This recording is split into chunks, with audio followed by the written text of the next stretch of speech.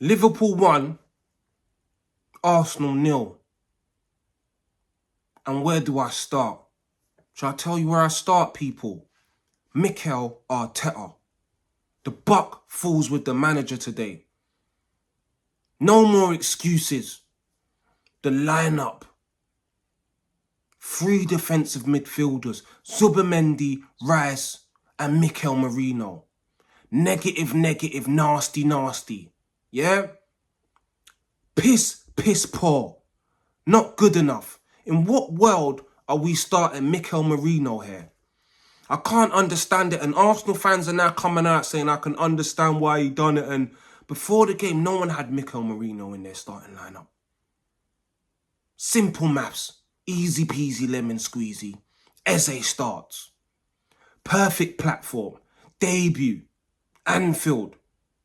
Written. It was written. But this negative, nasty manager that we have in Mikel Arteta wanted to stink out the gaff. With our defenders and defensive midfielders, we technically had 7 defenders out there. But people want to keep telling me it was a good performance. Well, if you've got 7 defenders out there, of course we're going to be hard to break down. Saliba, Gabriel, Timber, Calafiori, Zubimendi, Rice, Merino. And on top of that, you got Declan Rice dropping as deep as I've ever seen him go. Not taking no risk, just sitting in. Of course we're going to look good defensively. Not good enough. In what world are we not starting Eze here? Premier League proven, fit, healthy. Played game for Crystal Palace already this season. In what world are we not starting Eze here? And even if you're making some sick excuse, Arteta, he hasn't gelled in to the team, blah, blah, blah. Why isn't Wanyeri starting? Odegaard's on the bench, which means he can play. Why is he not starting? Take him off at 60 minutes. What is going on through your head? Show some courage, show some heart, show some fight, show people that we are ready to be champions of the Premier League. How about that, Mikel? Why is Martinelli starting? Fart and smelly. That's what we call him round there. Fart and smelly. Dog shit footballer. Not good enough. People want to keep telling me that, oh, he works hard though. Defense, he had a great defensive game and he works hard, he tracks back. That's entry-level stuff as a footballer. And people keep highlighting that with Martinelli because he's so poor going forward.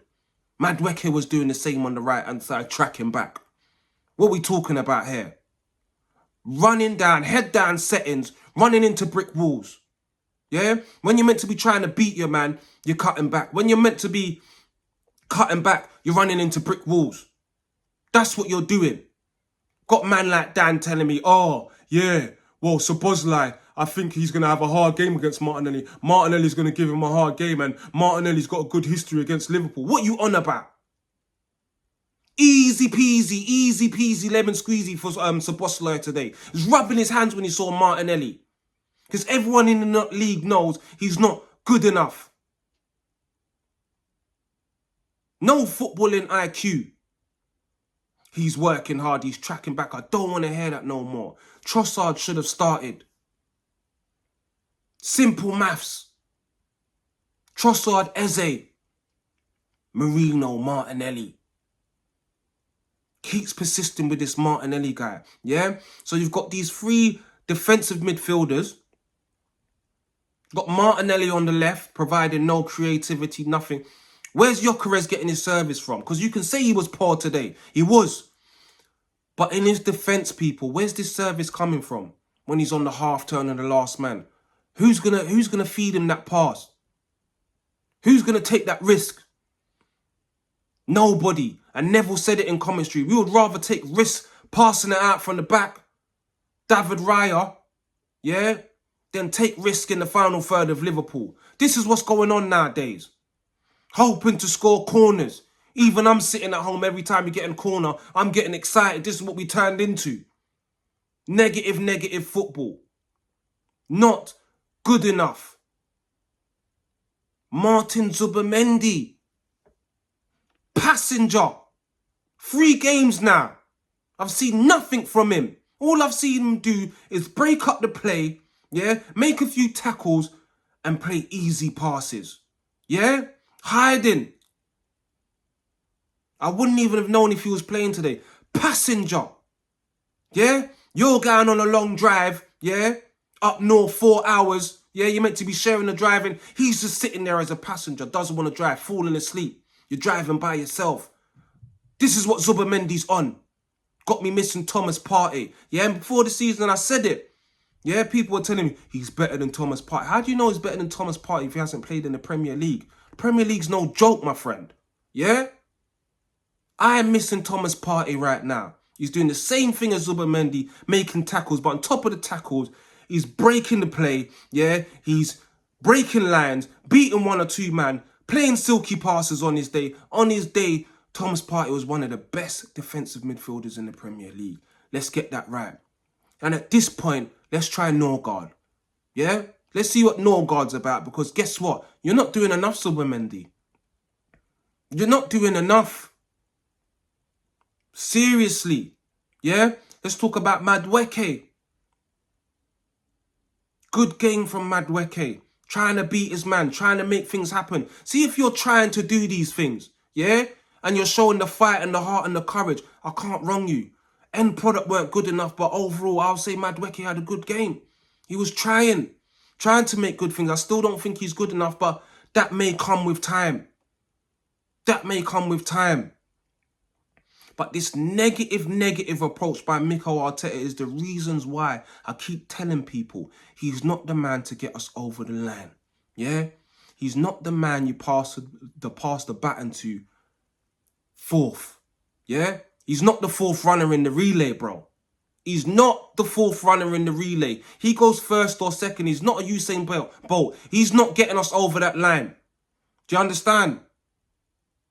He's done a good job. He's built the house he can't get the roof on. How many times do I need to say that to you? Yeah? He's not the man that's getting us over the line. I could scream out Arteta out all day long, but he's not going nowhere. So I've said it inadvertently. I've got to get behind this idiot. Yeah? But I can't get behind something when you keep showing the same traits. Yeah?